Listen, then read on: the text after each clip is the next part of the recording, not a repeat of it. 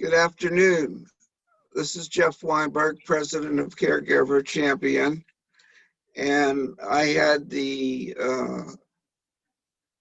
good fortune to be invited to a national seminar given to other professional patient advocates last week, and I was able to present social isolation of the elderly during the COVID-19 and what healthcare advocates can do to help.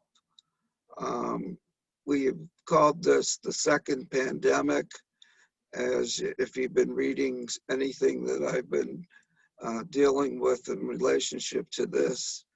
And there was about 25 to 50 people attending my presentation, and it was well received, so I felt like it would be important to put on as part of our video series under Caregiver Champion. The picture you see actually has me in a suit, which is probably the last time I wore a suit since the middle of March. But anyhow, we can move on.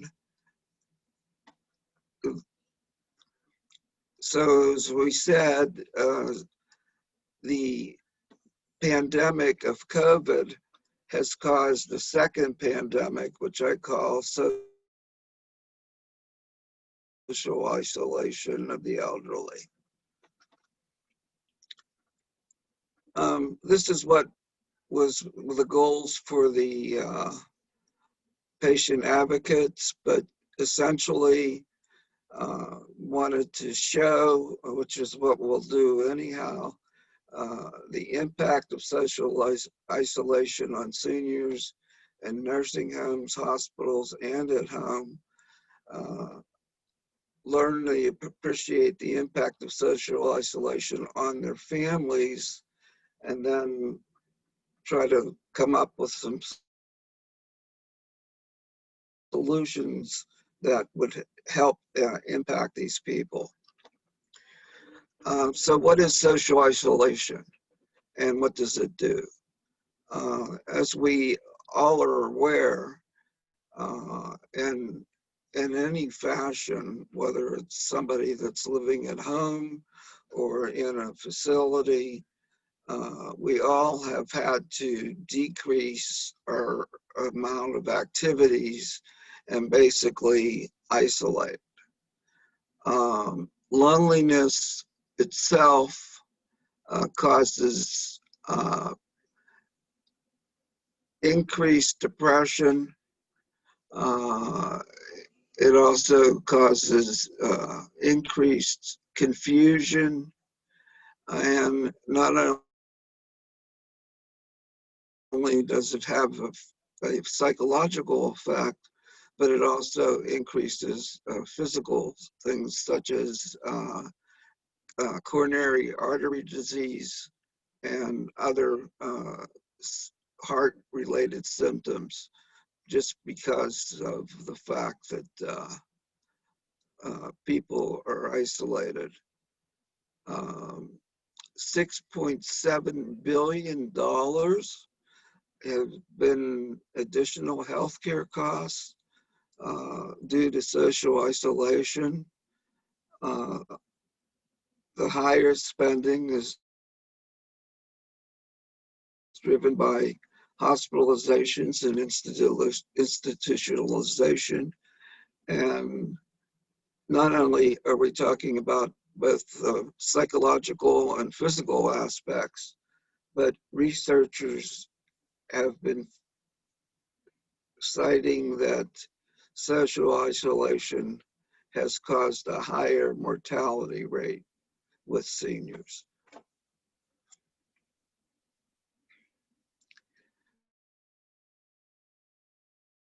A psychologist friend of mine, Tony Garessini, who we also have a YouTube video on, indicated that 43% of adults, and this is throughout report over the age of 59 significant feelings of loneliness. Loneliness has been compared to being the equivalent of 15 cigarettes a day in terms of increased blood pressure. And loneliness, as we said before, has increased the risk of dementia, has also increased the risks of death, as well as depression, suicide, etc. So our first things we wanted to talk about are social isolation in nursing homes. I have both experience with this as a professional and as well as personal experience. And when COVID hit,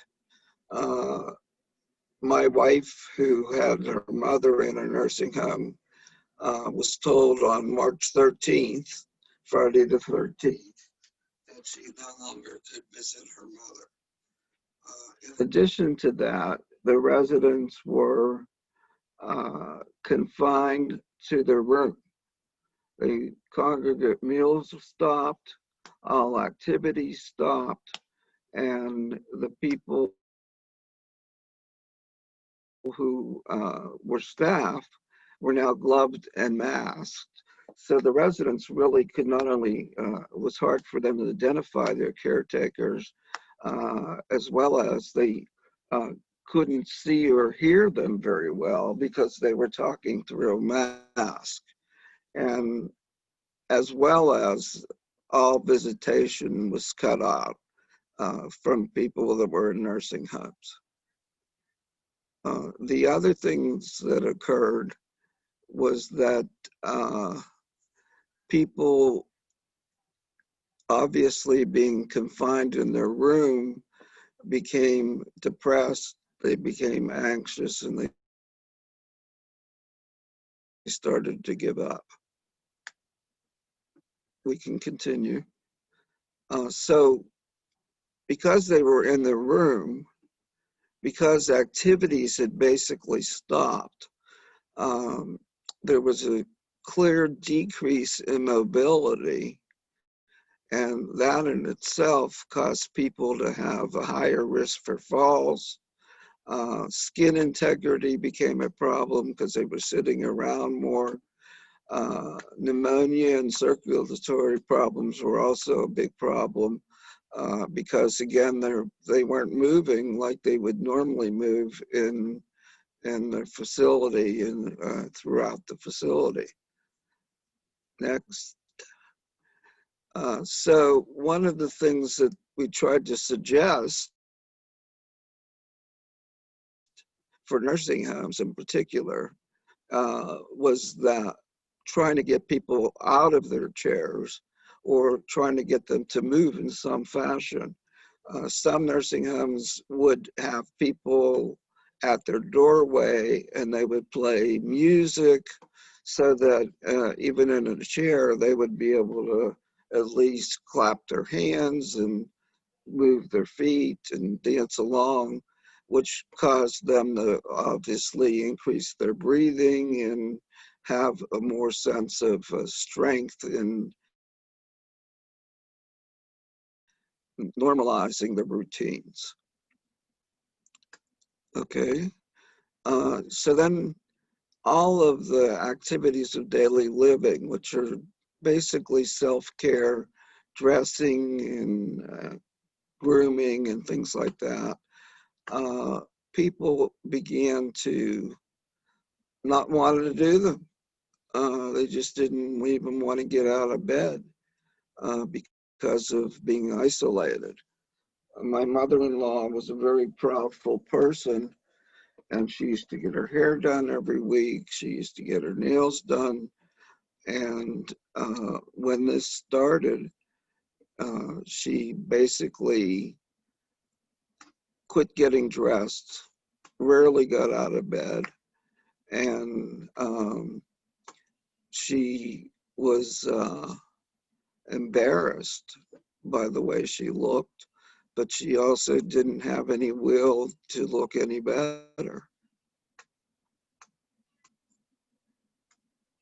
So one of the things that nursing homes should do, but this is even in someone's own home, is encourage what I call normalizing your routine in an abnormal environment. And I've talked to people about getting dressed, and if they had coffee with someone once a week, then they would try to do that same kind of thing, but instead of having coffee, with that person, they could now do it virtually through Zoom or something like that. In addition, one of the things that we had suggested for people in nursing homes was to kind of create more of a spa-like environment, meaning that not only did we try to get the residents dressed, but we wanted to create something so that when they bathed or even getting up in the morning, that there was some kind of a massage or something going on that would make and enhance their ability to stay within their room.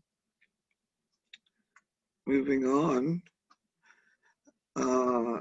the other big issue, which actually was a huge issue, was that residents in nursing homes, as well as people at home, their desire to eat and their desire to hydrate basically are very poor, and many people, which is what happened to my mother-in-law, ended up dying from failure to thrive. She just gave up. There are a number of people who I know that are living in nursing homes today, and they've lost anywhere from 20 to 50 pounds because they just aren't eating. They're not encouraging to be eating, and they just give up. Okay. So one of the things that people usually do is when they eat, there's usually, it's just, eating the food is what brings people together for socialization. And if you're in your room, and that can't happen. But the other thing that was try to do, whether it's in a nursing home or in your own home, is to dine with people via FaceTime or with Zoom, which means that we've celebrated holidays with people, and my children lived in England, and we were able to celebrate several holidays with them just by coordinating our time so that we could eat and talk at the same time together.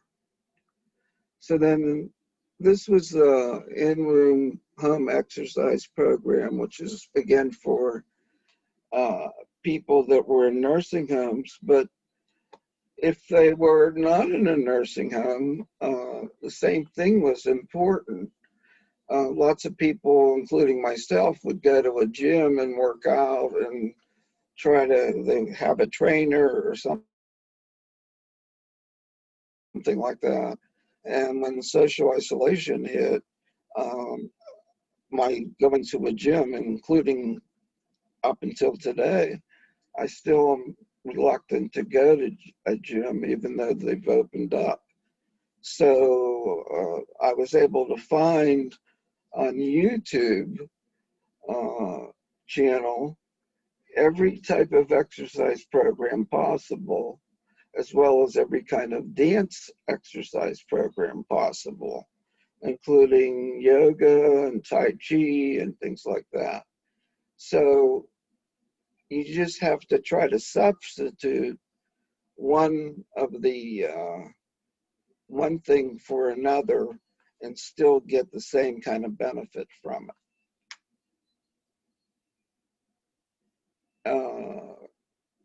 The other thing that happens is that many people in nursing homes, and this is even before COVID,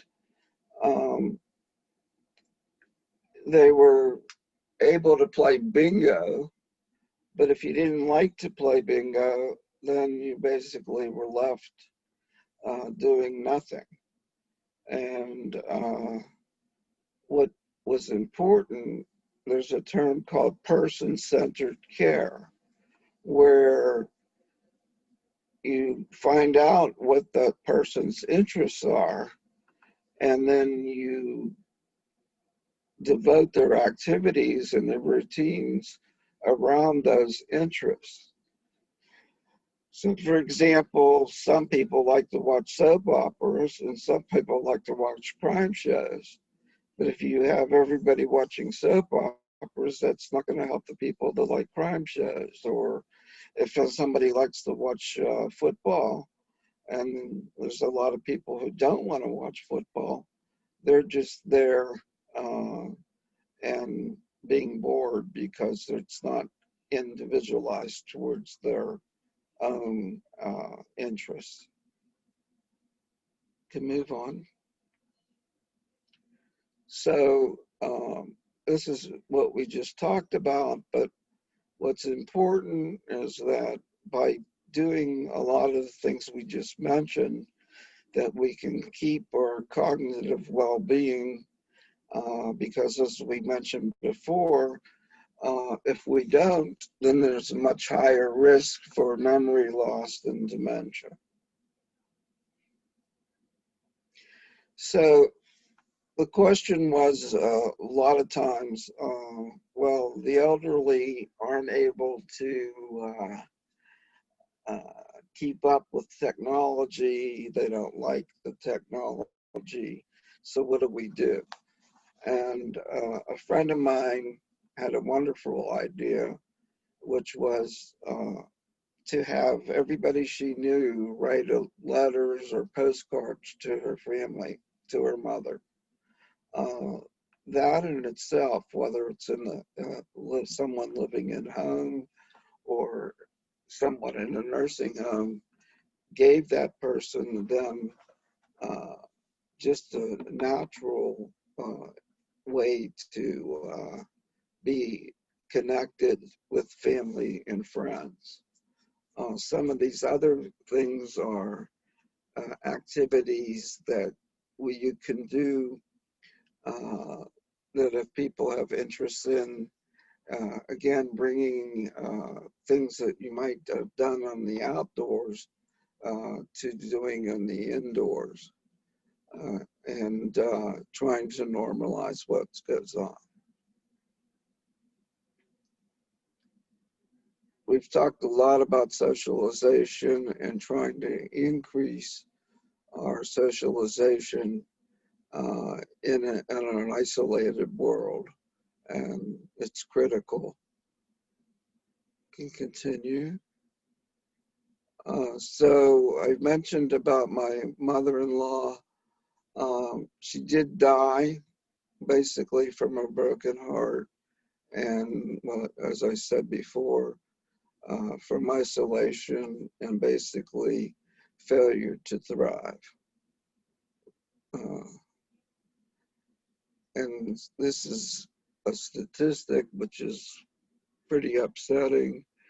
17% of the people, this is even before COVID, 17% of the people age 65 or older already meet the criteria for social isolation. That means that a half of the people that, I'm sorry, 20% of the people are already socially isolated, and we're not paying attention to them. We talked about how much Medicare is spending dealing with the cost of hospitalizations and other areas.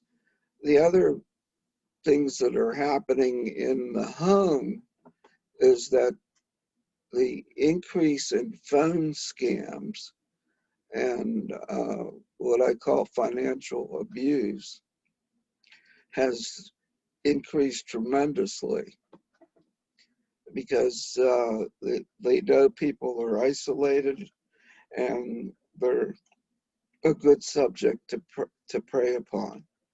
And then this is very upsetting, but as a result of spouses not working and they're home more with their spouse, abuse has increased dramatically. And it's very, very difficult, and usually it's not reported because it has to do with the spouse.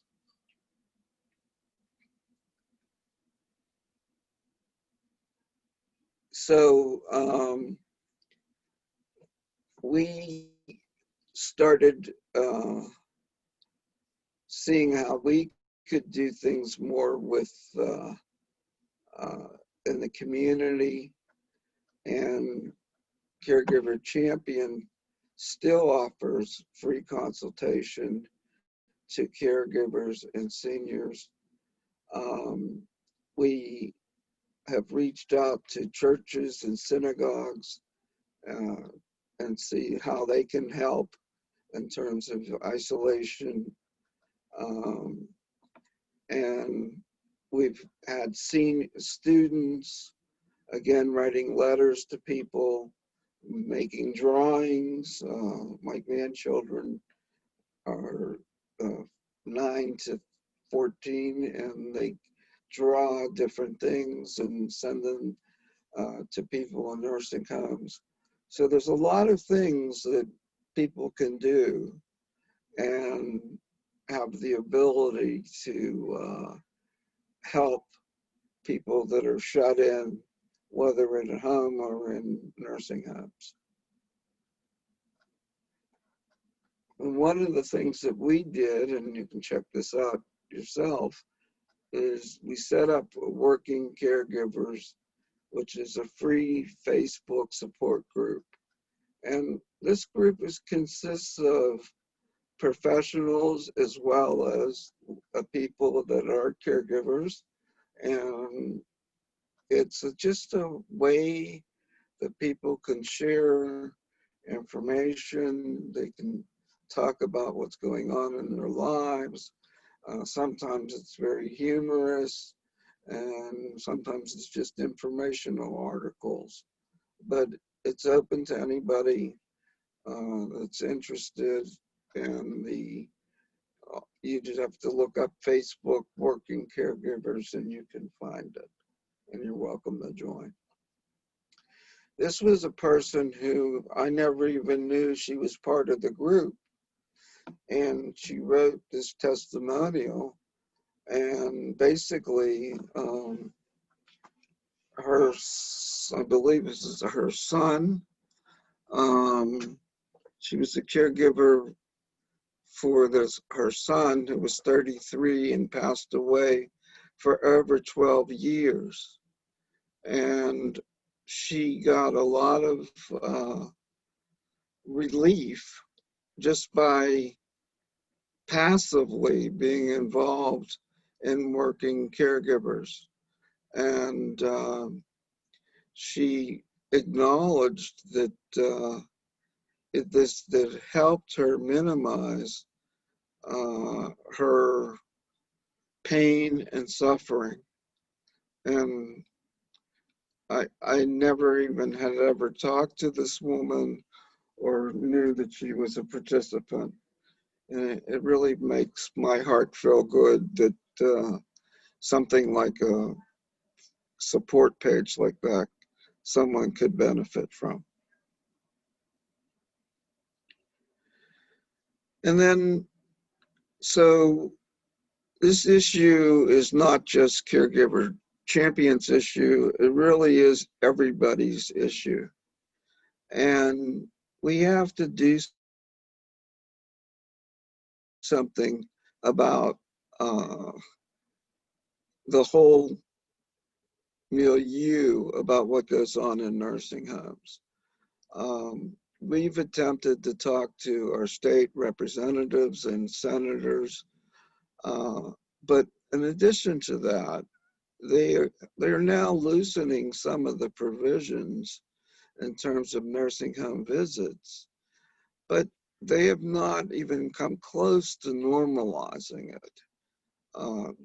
People are maybe allowed to visit once every couple weeks, but they've had window visitations where people, can see their loved one through a window, but there is no actual involvement on a daily basis with their relatives. And just as an example, we now can go shopping, we pick out our stuff, we go to pay our bill, and the person at the register is behind a plexiglass and is masked. Well, there really isn't any reason why that same thing can't occur in a nursing home and have more quality and quantity visitations. So this is just a little bit about me. I am a nationally certified patient advocate, and I do teach healthcare administration, and I'm really passionate about not only social isolation in nursing homes, but improving people's quality of life and care that they receive, whether it's in a nursing home or at home or in a hospital. And this is how you can get a hold of me. And I thank you for taking an interest in Caregiver Champion and an interest in this whole topic of social isolation in nursing homes and in the community itself, because it doesn't look like it's going to go away too soon. And we have to always keep ourselves attuned to what's going on and see if we can improve someone's quality of life. Thank you very much.